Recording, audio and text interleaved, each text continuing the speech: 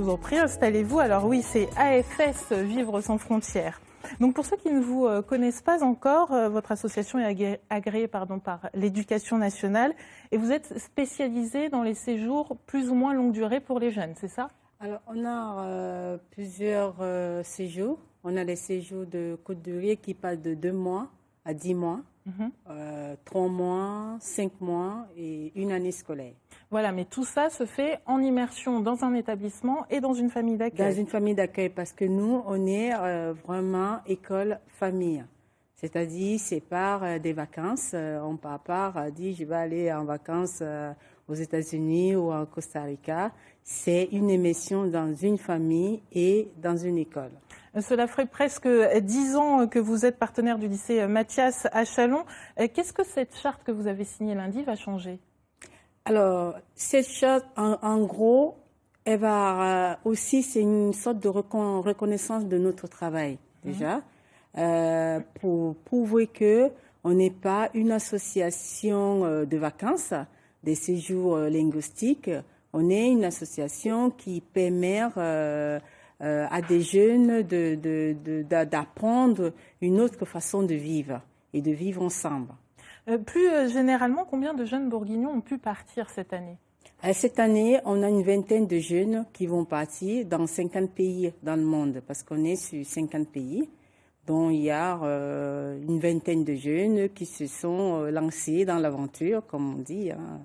Et ça marche également dans les deux sens, parce qu'il y a des jeunes étrangers qui viennent apprendre notre culture française. Oui, et en ce moment, on a une campagne d'accueil là, puisqu'on recherche des familles, les familles d'accueil, qui peut permettre à ces jeunes étrangers de découvrir notre beau pays. L'appel est lancé et puis parmi ces jeunes étrangers, il y a un lycéen chinois qui est intégré donc au lycée Mathias pour cette année. Il est arrivé en septembre, il est venu étudier en première S. Regardons le reportage de Fanny Borius et Olivier Surville et puis on en parle après. Zawi a 17 ans. En septembre dernier, il a quitté la ville de Canton, au sud-est de la Chine, pour découvrir la France, un pays dont il ne connaissait même pas la langue en arrivant. 6 mois plus tard, il parle avec ses amis français, comme tous les ados de son âge. Et tu fais le escrime? Comment? Tu fais le escrime? Oui. Ah, moi aussi. Oui. C'est rigolo. J'adore le fond, c'est la nature et la culture. Et ensuite, il y a la nourriture. Oui. Zaoui travaille son français au CDI du lycée. La grammaire, surtout, le plus difficile, dit-il. Il en profite aussi pour compléter son cahier de vocabulaire. Il me demande des questions, par exemple, comment on appelle un mot, ou comment on le prononce, dans quelles circonstances on l'utilise, et comment on peut répondre à certaines questions. En première S, ce lycéen de Chine s'est fondu naturellement parmi les autres élèves de sa classe, notamment en mathématiques, où il est presque au même niveau. Je ne fais pas de différence entre lui et les autres élèves. Il a le même programme, les mêmes devoirs. Plus tard, Zaoui souhaite poursuivre ses études en France, dans le domaine du droit, pour devenir avocat international, un projet qu'il façonne aussi auprès de sa famille d'accueil. Il y a beaucoup de pauvres en Chine. Il y a beaucoup de gens qui travaillent pour les grands patrons, dans les grandes entreprises. Mais il n'y a pas beaucoup d'argent.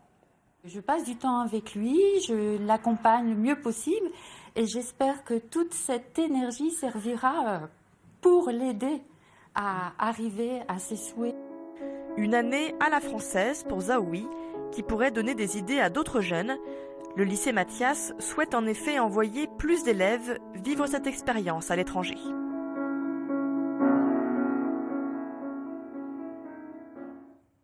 Oui, et puis quand ils partent étudier comme ça et qu'ils reviennent, ils n'ont rien perdu de leur année scolaire. Alors, c'est le but de cette charte aussi, c'est de garantir à des familles de ne pas hésiter à envoyer leurs enfants étudier parce que leur année est conservée. C'est même plus facile parce qu'un jeune qui part étudier une année ou 2 mois, on n'est pas obligé de partir toute une année, ce serait que 2 mois.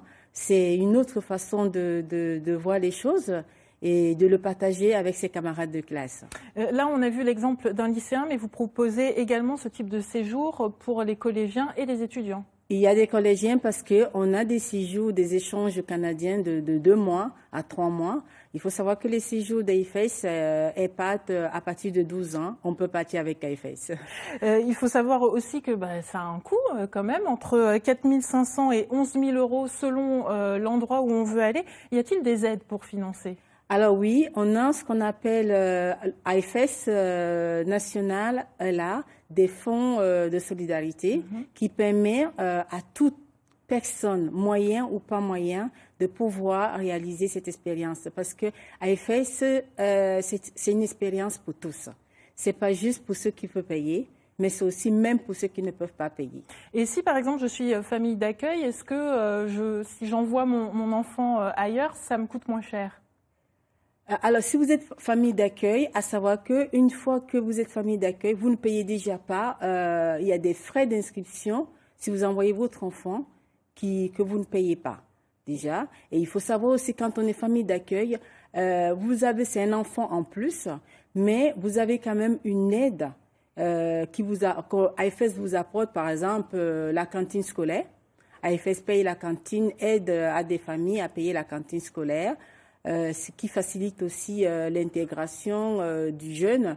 Et à savoir qu'un jeune, on n'est que du bénévolat. C'est que du bénévolat. Très bien, merci. Je rappelle que vous êtes donc en Bourgogne-Franche-Comté, dans une dizaine d'établissements, et que si vous êtes intéressé pour l'année prochaine, la rentrée prochaine, c'est un peu trop tard, mais pour l'année 2017-2018, eh bien, vous pouvez dès à présent constituer votre dossier.